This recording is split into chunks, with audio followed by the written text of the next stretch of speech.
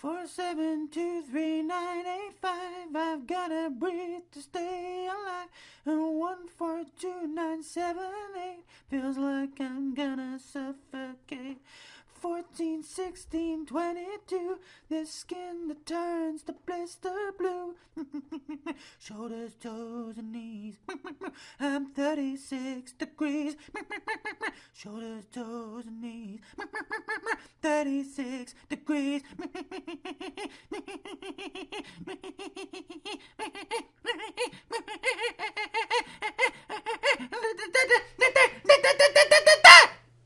David!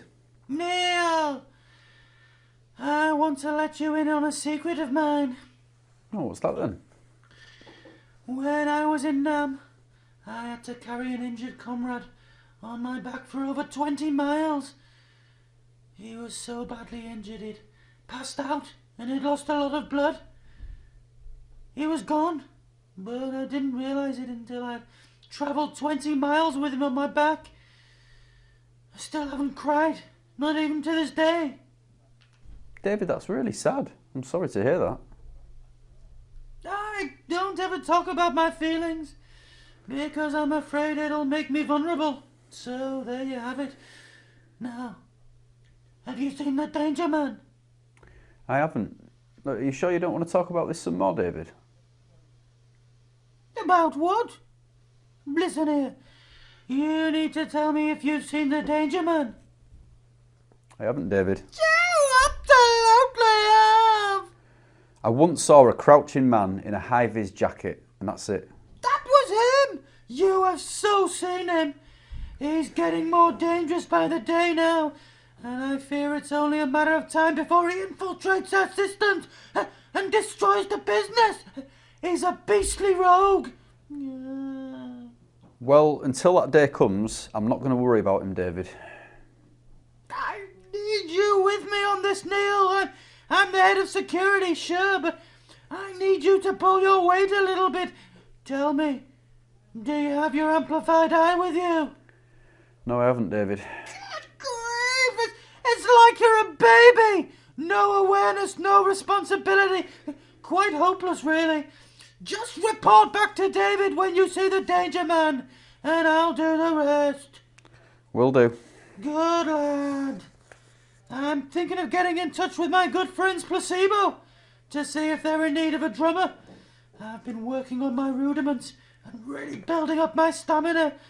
Last I heard they were performing as a duo, and I think they're using session musicians, but they need someone like David, who knows their back catalogue inside out, can play all their songs, and excels behind the drum kit.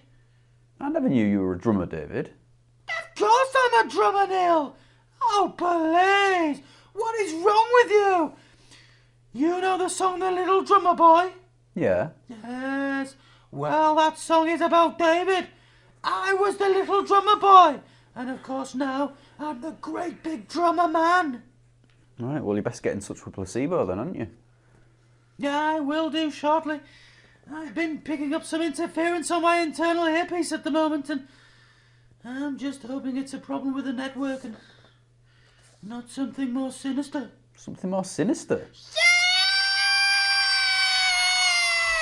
I'm hoping there's not something more sinister about the noises in my head. You hairy blue tack. David. Oh, David is sorry about that one. So you're experiencing noises in your earpiece? That's what I just said, is it not? I just hope the Danger Man hasn't wormed his way into my earpiece and is living inside my head. Well, surely you'd have noticed him getting into your ear, and he's too big to do that anyway. Oh, he takes many forms, Neil, as well you know. As well you know.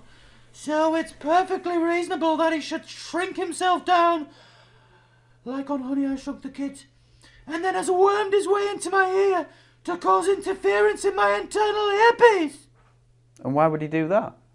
Because he wants to whisper threats to the head of security and make me do things that will compromise the security of Dangle Smart. That's a very elaborate way of doing it, David. He's like that. Yeah. He'd rather have the joy of tormenting David in the process. Well, let's just hope it's a network problem then. Let's hope so. Now, have you got any hake for David?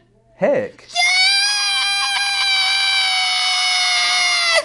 Have you any hake for David?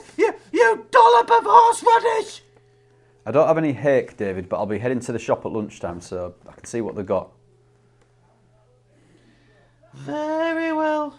I'm a bit peckish, you see. I've done 11 perimeter checks this morning alone. Did you see anything? I seen him. Yeah, I've seen the danger man. He was driving a bus. Luckily, he was driving away down Badbaggin Lane and he hasn't returned yet. In the meantime, I saw Frankie Dettori and we had a lovely conversation about gardening. He might be on board for helping Bill Oddie and I to do some landscaping. He's won a lot of races, you know. I said he should try jumping on my back and doing a race. I'm extremely fast, you know. You wouldn't be able to run against horses though, David. Not with a man on your back either. I absolutely would. I used to be a racehorse about 60 or 70 years ago, long before Frankie was even born. Yeah, I'd have all the gear, blinkers, horseshoes, you name it. Yeah. But David, you're not a horse, and you weren't a penguin either. No, we won't be having this conversation today, please. Remember my hake and be a good little boy for David. I'll see you soon, David. Yeah, see you soon.